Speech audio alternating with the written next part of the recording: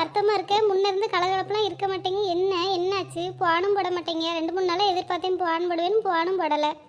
ஒன்றும் இல்லை மீனம்மா, நல்லா தான் இருக்கே, உடம்புக்கெலாம் ஒன்றும் இல்லை. இவிய தான் எதுனாலும் புலம்பிகிட்டே இருக்காவ, அதனால ஒரு மாதிரி சங்கடமாக தெரியுது. என்ன செய்ய, அவியலுக்கும் ஆறுதல் சொல்ல முடியல. அண்ணனா ஏன் அவியலுக்கு என்னாச்சா? அவியலுக்கு வயசாயிட்டாம்ட்டி, உடம்புல இல்லாத நோயெல்லாம் வந்துட்டா. மாத்திரை மருந்துலாம் சாப்பிட்டு என்னால் ஒரு மாதிரி முடியலை. இந்த 2-3 நாளாக சுத்தமாக எந்திக்கவே முடிய மாட்டேங்கி. நீயாவது நடமாட்டேன்னு அங்கே எங்கேயும் வெளியில் போகிற, அதனால் என்னால் வீட்டில் இருந்துக்கிட்டு ஒன்றும் முடிய மாட்டேங்கி. மனசும் சரியில்லை அப்படின்னு புலம்புனாவட்டி. எனக்கு ஏதாவது ஒன்று ஆயிட்டுனா நீ இருந்துப்பியா வச்சுப்பியான்னு கேட்காவ.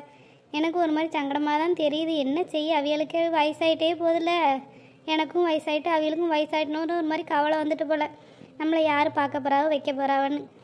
சரி, நீ எதுக்கு சங்கடப்படுது? அப்படிலாம் ஒன்றும் நடக்காதுட்டு. எல்லாருக்கும் வயசாயிட்டனாலே சுகர்லாம் வரத்தான் செய்யுது. இந்த காலத்து சாப்பாடு அப்படி ஆயிட்டு. ரேஷன் அரிசியெல்லாம் சாப்பிட்டுட்டு இருந்தால் அப்போ வரைக்கும் ஒன்றும் இல்லை. இப்போ அந்த அரிசி இந்த அரிசி பொன்னி அரிசின்னு பொங்கி சாப்பிட்டு எல்லாம் வரத்தான் செய்யுது. என்ன செய்ய, நீ வீடு எதையும் தெரிஞ்சு பண்ணிக்கிடாமல் அவியலுக்கும் கொஞ்சம் ஆறுதல் சொல்லி நீயும் சங்கடப்படாமல் இருட்டி. 2 நாள் மூஞ்சியே இல்லை. நானும் பார்க்க தான் செய்தேன். சங்கடமாக தான் தெரிய தோணுச்சு மீனம்மா. 2-3 நாள் நீ ஆளை கடமை போன் போடுவோமேன்னு நினச்சேன். எங்கே இவி இப்படி சொல்லிட்டு இருக்காவ. நேற்று பார்த்தா திருதுப்புன்னு மல்லியா வந்திருந்தாம்ட்டி. வெளியிலே வரல அந்த பிள்ளை பிறந்தலேருந்து. நேத்தான் வந்தால் ஒரே அழுவ கடுப்பத்துக்க. அவன் மாமியாக்காரி நேரத்துலேயே இம்சை பண்ணுவாள்ல, தெரியுமில்ல உங்களுக்குலாம். அதை பற்றி சொல்லி ரொம்ப வருத்தப்பட்டுட்டு இருந்தாட்டி. நேற்று ஏதோ வந்திருப்பா போல அவன் மகக்காரியை கூப்பிட்டுக்கிட்டு. அந்த பிள்ளைய வந்து தூக்க கூட இல்லையாம்ட்டி. நகை எப்போ போடுவீங்க ஏதை போடுவீன்னு மட்டும் கேட்டுட்டு போயிட்டாலாம். அதை சொல்லி ரொம்ப சங்கடப்பட்டாட்டி. அதை கேட்டவுடனே ஒரு மாதிரி ஆயிட்டா. பேசாமல் போய் இருந்துக்கிட்டேன். பிள்ளைகள் வாழ்க்கையெல்லாம் என்ன சொல்லு பாப்போ, எல்லாம் ஆசைப்பட்டு தான் கட்டி கொடுக்காவ. ஆத்தாப்ப இருந்தும் கஷ்டம் தான் படுதுங்க, இல்லாமையும் கஷ்டம்தான் படுதுங்க. நம்ம ராணி வாழ்க்கையெல்லாம் பாரு, ஆரம்பத்துலேருந்து வந்த காலத்துலேருந்து கஷ்டம்தான் பட்டா. இப்போ தான் ஏதோ ஓரளவுக்கு பரவாயில்ல, புருஷனும் புரிஞ்சுக்கிட்டு அவள் கூட நிற்கனால கொஞ்சம் வாழ்க்கை நல்ல முறையாக போயிட்டுருக்கு. அப்படின்னு அவன் மாமியாக்காரி சும்மாவா விடுதா, ஏதாவது ஒரு தொந்தரவு பண்ணிட்டு தான் நிற்கா. இந்த மல்லியம்மாவை பாரு, அது பாட்டு நல்ல பிள்ளைட்டி, ஒரு லவ்வு கிவ்வுன்னு ஒரு இதுக்கும் போகல. படிப்பு விட்டா வீடு, வீடு விட்டா படிப்புன்னு அப்படி தான் அழகாக இருந்தா. அவளை பிடிச்சி கட்டி வைக்கங்கிற பேரில் கட்டி வச்சு இன்றைக்கி அந்த பிள்ளை படுத சீரழிவை பாரு. கல்யாணம் பண்ணி கொடுத்து ஒரு நாள் தாய் தகப்பனை பார்க்கேன்னு கூட இங்கே வரலை. பத்துக்கு அந்த பிள்ளை பெற்று தான் வந்திருக்கா. வளகா போட்டு கூட அவங்க வீட்டில் விட மாட்டேன்ட்டாவ.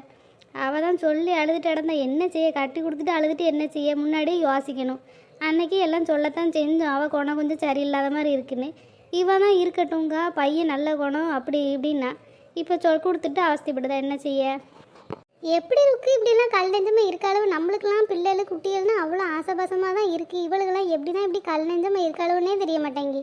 பிள்ளைகளை பார்த்துட்டு கூட தூக்கப்பாக அப்படி போகிற அளவுக்கு என்ன இருக்குது சொல்லு பாப்பா. மரும மேலே கோவம் இருந்தாலும் இவன் பிள்ளைனாலும் இந்த அவைய வாரிசு தானே, தொட்டு தூக்கலாம்ல. ஏன் இப்படி இருக்காளுன்னா தெரிய மாட்டேங்கி. மல்லியை ரொம்ப வருத்தப்பட்டாலோ? ஆமாம் மீனம்மா, வருத்தப்பட்டு தான் இருக்கா. என்ன செய்ய, என்னமோ சாப்பாடுக்கு இல்லைன்னு சொல்லி கஷ்டப்பட்டு அழுதுருப்பா போல. அதெல்லாம் சொல்லி சங்கடப்பட்டுட்டு கிடந்தான். நான் அதை எதுவும் பெருசாக நீ வருத்தப்படாத வைக்காத அவளுக்கு ஆறுதல் தான் சொன்னேன். வேறு என்ன செய்ய முடியும் சொல்லி பார்ப்போம். அந்த பையனை ஒன்றா தண்ணியை கூட்டு வந்து வாழ வைக்கணும். முனியம்மா வாக்குப்புறம் எதுக்கும் பாத்தியாட்டி? அவள் சுசிலாவை எதுவும் பாத்தியா நீ? புக்கு உன்ட்ட சொல்லணும்னே தான் நினச்சிட்டு இடனே. அதுக்கப்புறம் நான் இங்கே வரவே இல்லை பார்த்துக்க. அவள் போனாலாட்டி அவ அம்மா வீட்டிலேருந்து புருஷ வீட்டுக்கு போகிறேன், நீங்கள் இருந்து காலி பண்ணி போனால நேரம் என் வீட்டுக்கு வந்துட்டு தான் முடியும். இருக்கம்மா போனா பாத்தியாட்டி அவளுக்கு ஒரு நெஞ்சு எழுத்தத்தை? ஆமாம் இருக்கு. வந்து என்ன எவ்வளோ ஏச்சு தெரியுமா? உன்னால தான் இப்படி ஆயிட்டு வச்சுட்டு யார்கிட்டையும் சொல்ல மாட்டேன் வைக்க மாட்டேன்னு எல்லார்ட்டையும் சொல்லிட்டேன். உன்னால் என் மானமே போயிடுச்சு வச்சிருச்சு. நீ பண்ண உதவிக்கு ரொம்ப நன்றி. உண்மையாக மூஞ்சிலே முழிக்க மாட்டேன் வைக்க மாட்டேன்னு பேசிட்டு போராட்டி என்னமோ நல்லது பண்ண மாதிரி. அவனால் சேர்த்து நானும் கெட்ட பேர். ஒரு ஆள்கிட்ட ஒரு பொய் சொல்ல மாட்டேன். அவள் கூட சேர்ந்து பொய் சொல்லி எல்லாரும் என்ன நீ வரைக்கும் என் மேலே கோவப்பட்டல பாரு. அவள் ஏன்ட்ட வந்து சண்டை விட்டு போராட்டி உன்னை நம்பி ஒன்று சொன்னேன், நீ எல்லாருமே சொல்லிட்டே வச்சுட்டேன்ட்டு போகிறா பார்த்துக்க. என்ன என் தலையெழுத்துன்னு நினச்சி பேச்ச வாங்கிட்டு அமைதியாக இருந்துட்டேன். இனி நம்ம என்னத்தையும் போகிறோன்னு சொல்லு. நல்லது தான் பண்ணணும்னு நினச்சேன். இப்படி ரோட்டில் கிடக்காலே கூட்டு போய் வீட்டில் வைப்போமேன்னு நினச்சேன். அது எனக்கே கடைசியில் வந்து முடிஞ்சிருச்சு. என்ன செய்ய, இனிமேல் அப்படி செய்ய மாட்டேன்ல. இனிமேல் சுதாரிச்சுக்கோம்ல நான். ஆத்தாள் மகள் யாருக்குமே பயம் இல்லாமல் அலைதாளுகிட்ட எப்படி எப்படி இருக்காளுன்னே தெரிய மாட்டேங்க எம்மாடி. இப்போ ராணி சமைச்சான்னு உனக்கே தெரியும்ல. அந்த சமையல் வீட்டிலலாம் போய் முனியம்மா இவளுக்கு சமையல் கொடுக்காதே வைக்காதுன்னு அவ வீட்டிலே போய் சொல்லியிருக்காட்டி எப்படி இருக்காளவு பாரு. கெட்டனா பிடிச்சாலுவோ ஆத்தாள் அம்மாவும் ஒருத்தி கூட பயப்படுறதில்ல பார்த்துக்க. காணும் நேரத்துலேருந்து ஆளை காண எங்கே போனான்னு தெரியல. வீடு பூட்டி கிடக்கு. நேற்று ரேஷன் கடைக்கு அந்த வழியாக தான் போனேன்னா பார்த்தேன் வீடு பூட்டி கிடந்துச்சு. தெரியல எந்த அளவு போய் தொலைஞ்சாளுவளோ. பேச்சு சாவகாசமே வச்சுக்கூடாது இருக்கு. வச்சுக்கிட்டோம்னு நம்மளுக்கு தான் தேவையில்லாத மன உளைச்சல். மீனம்மா என்ன 4-5 நாளாக ஊருக்குள்ளே ஆளையே காணும். பேத்தி விட்டு போயிட்டேன். பேத்தியை பார்க்க போயிட்டேன். ஏன் சொல்லிட்டி நல்லா இருக்கியா? நல்லா இருக்கேன் மீனம்மா. என்னென்ன மீன்லாம் கொண்டு வந்திருக்கிய? சாலை மட்டும்தான் இருக்கு வசந்தி. வேணுமா எடுக்கட்டா ஒரு 100 ரூபாய்க்கு? எடுங்கம்மா. உமாளுக்கும் அப்படியே ஒரு கவரில் போட்டு கொடுத்துருங்க. வெட்டுறதுக்கு தான் சரியா இருக்கு. இருந்தாலும் மீன் கறி சாப்பிட்டு 4-5 நாள் ஆயிட்டு. போடுங்க கொண்டு வைப்போம். எடுத்துட்டு போட்டி. நல்ல சாலையா இருக்கு, பச்சை சாலை. சரி மீனம்மா, 2 கவரில் போடுங்க எனக்கும் உமாளுக்கும். ருக்கம்மா, என்னம்மா இப்படி இருக்கியா அமைதியா? ஒன்றும் இல்லாட்டி நீ மீனம்மாட்ட பேசிகிட்டு இருந்தே அதான் அமைதியாக இருந்தேன். சரிம்மா. மீனம்மா இருக்கட்டும், இருங்க. கடைக்கு சீனி இல்லைன்னு வாங்க போகிறேன். திரும்பி வந்து வாங்கிடட்டா? கவரில் போட்டு விட வைங்க. திரும்பி வந்து வாங்கிட்டு தானே சீனியை வாங்கிட்டு வரேன். இங்கே தானே இருப்பிய? ஆமாட்டி, இங்கே தான் இருப்பேன். சரி மீனம்மா, அப்போ சீனியை போய் வாங்கிட்டு வந்து எடுத்துக்கிறேன்னு. மீனோட அங்கே கடைக்கு போக முடியாதுல்ல, வந்துட்டு எடுத்துக்கிட்டே. சரிட்டி, போயிட்டு வந்து வாங்கிக்க. நம்ம வசந்தி தான் ரொம்ப முடியமாக்கு கூட்டாக திருச்சிட்டு நடந்தாலே இப்போ பேசால என்னன்னு தெரியலையாட்டி. அவளுக்கு உண்மை தெரியலன்னு நினைக்கிறேன். அவள்கிட்ட யார் சொல்ல போறா? தெரில மீனம்மா, நம்ம அந்த பக்கமே போகிறதில்ல. நம்ம என்னத்துக்கு தேவையில்லாத பேச்செல்லாம் பேசிக்கிட்டு நம்ம யார் பேச்சுக்கும் போகாமல் இருக்கும்போதே இப்படி இருக்குது. நம்ம என்னத்துக்கு நம்மள்ட்ட யாராவது வந்து சொன்னாவன்னா கேட்டுக்கிறது, அவ்வளோதான். இவளுக்கெல்லாம் தெரியுமா என்னன்னு தெரில. இவள் போகிறாளான்னு எனக்கு தெரில. ஆனால் ராணி வீட்டுக்கு சமைக்கிறதுக்கு இவளும் தான் வந்திருந்தா பார்த்துக்க. என்னமோ அப்போ எங்கள் டீச்சரு ஒரு பேப்பரில் அம்மாவுக்கு என்ன வேலை அப்பாவுக்கு என்ன வேலைன்னு எழுதி கொண்டு வர சொன்னாவப்பா. ஏட்டி, எனக்கு என்ன வேலைன்னு போட போறியே? நான் இங்கே சும்மா தானே இருக்கேன். உங்கள் அப்பாவுக்கு வேணால் ஏதாவது வேலையை போடுங்க.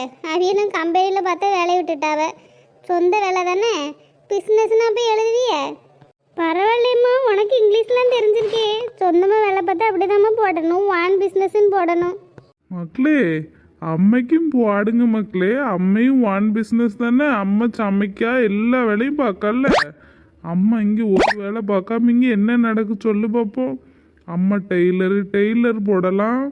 அழகா என்னென்ன வேலை இருக்குது. அம்மா தோட்ட வேலை போடுதா. டெய்லர்னு போட்டுக்கிடுங்க மக்களே. அப்படி இல்லைன்னா சொந்த பிஸ்னஸ்ன்னு போடுங்க, கேட்ரிங்னு போடுங்க. எங்க சும்மா இருங்க. ஏன் பேர்ல எல்லாம் என்னத்தை போட்டுக்கிட்டு இருக்கட்டும் டி, நீ பார்க்க தானே போடுதோம். எதுக்கு சும்மா இருக்கேன்னு ஏன் போடணும்? நீ எவ்வளோ திறமைசாலின்னு எல்லாருக்கும் தெரியட்டும். என் மக்களே, இப்போ ஸ்கூல்லாம் எப்படி போகுது? நல்லா படிக்கிறியா மக்களே? எவ்வளோ ஃபீஸ்னாலும் கட்டுதான். என்ன நல்ல முறையாக படிச்சுக்கிடணும் மக்களே. நல்லா படிச்சுட்டா மட்டும் போதும். வாழ்க்கையில் எதனாலும் சாதிக்கலாம். 2 பேரும் நல்லா படித்து ஒரு நல்ல வேலைக்கு போகணுன்னு அப்பாவோட ஆசை அதுதான். ஆமாட்டி, நம்ம கையில் இருக்க சொத்து பத்து வீடு வாசல்னு யார் வேணால் எதை வேணால் திருடிக்கலாம். நம்மள்ட்ட இருக்க அறிவையும் பண்பு இதெல்லாம் நம்பி யாரும் திருட முடியாது. நல்லா படித்து மட்டும் வச்சுக்கிட்டோன்னு வைமே, நம்மளை கொண்டு ஒரு முக்குள்ள தெருவில் கொண்டு விட்டால் கூட நம்ம மேலே ஏறி வந்துடலாம். பார்த்துக்கிடு பார்த்தியா, நம்ம நீங்களாம் பிறந்திருந்தே நம்ம சொந்த வீட்டில் தானே இருந்தோம். தாத்தா பாட்டி வீட்டில் தான் இருந்தோம், வளர்ந்தோம், நல்ல வசதியாக தான் இருந்தோம். திருதிப்புன்னு பார்த்தியா நம்மளுக்கு ஒன்றும் இல்லாமல் ஆயிட்டு. இருந்தாலும் அம்மைக்கு ஏதோ ஓரளவுக்குனாலும் படிச்சிருக்கனால முன்னாடி வர முடிஞ்சிச்சு. நீங்கள் இன்னும் நல்லா படிச்சீங்கன்னா அம்மையை காட்டிலும் 4 மடங்கு 3 மடங்கு வரலாம் மக்களே. ஏம்மா நல்லதாம்மா படிக்கும். அது நல்லா படிக்கிறதே இல்லைன்னு நான் சொல்லலை. இருந்தாலும் கருத்தாக இருந்து படிச்சுக்கிட மக்களே. நாங்கள் கஷ்டப்பட்டு தான் ஒவ்வொரு துட்டும் தாரோம். பிள்ளை நல்ல முறையாக இருக்கணும் வைக்கணும்னு தான் கொடுக்கும். என்ன நல்ல முறையாக படித்து நல்ல ஆளாக வந்துட்டேன்னு வச்சுக்கிடுங்களே, உங்கள் வாழ்க்கை அப்புறம் கவலையே கிடையாது மக்களே. ஒரு நாள் யாரை நம்பி வேலை போடாமல் இருக்கக்கூடாது. கையில் 5 ரூபா துட்டுனாலும் நம்ம சம்பாதிக்கணும். நீங்கன்னு ஒரு துட்டு கையில் எப்போவுமே உங்கள் கையில் இருக்கும். நம்மளை அம்மா பார்த்துக்கிடுவாவ, அப்பா பார்த்துக்கிடுவாவ, அப்புறம் கல்யாணத்துக்கு அப்புறம் வீட்டாரையை பார்த்துக்கிடுவா. அப்படி இருக்கக்கூடாது மக்களே. சொந்தமாக ஒரு 10 ரூபான்னாலும் நம்ம கையில் அவசரத்துக்கு வேணும்.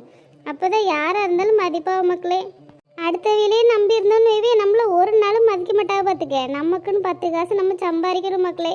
நீங்கள் நல்ல முறையாக படித்து நல்ல ஒரு வேலைக்கு போய் அதுக்கப்புறம் தான் உங்களை பற்றி கல்யாணம் பற்றி அம்மா யோசிப்பேன். கல்யாணம் பண்ணி கொடுத்ததுக்கப்புறம் வேலையை விட்டுறக்கூடாது. என்ன மக்களே, நல்ல வேலைக்கு போய் நல்லா சம்பாரித்து அதுக்கப்புறம் குடும்பம் குட்டின்னு நல்ல முறையாக பார்த்துக்கிடணும். அதில் என் பிள்ளைகள் விவரமாக படிச்சுக்கிடும். படிச்சுக்கிட்டா அவள் வாழ்க்கைக்கு நல்லது. சரி அம்மா, படிக்கிறலாம் இருக்கட்டும். படிப்பை பற்றி பேசினாலே பசி எடுக்குமா. ராத்திரி பரோட்டா செஞ்சு தரியாம்மா? அதான பார்த்தேன். அட்வைஸ் பண்ணுறதெல்லாம் கேட்கவே மாட்டாளுங்களே. இன்றைக்கி என்ன அமைதியாக உட்காந்து கேட்காளு பண்ணு. காலையில் சாம்பார் வச்சுருக்கம்டி, நைட்டுக்கு இட்லி போடலான்னு. அம்மா இருக்கட்டும்மா, இன்றைக்கி ஒரு நாள் பரோட்டா சுட்டுதாம்மா. சாம்பார் தான் இருக்கட்டும். நாளை காலையில் இட்லியை வச்சு சாப்பிடலாமா? ராணி, பிள்ளைகளுக்கு கேட்குதுல, செஞ்சு கொடுமா. உனக்கு முடியலன்னா சொல்லு, கடையில் வாங்கிட்டு வரட்டா? வேண்டாம், மைதா மாவு சும்மா தான் கிடக்கு, வீணாக போகும். வீட்டிலேயே செஞ்சுக்கிடுவோம். ஐயா ஜாலிம்மா, தேங்க்ஸ்மா. சரி டீயை குடிங்க, போட்டு தரேன்.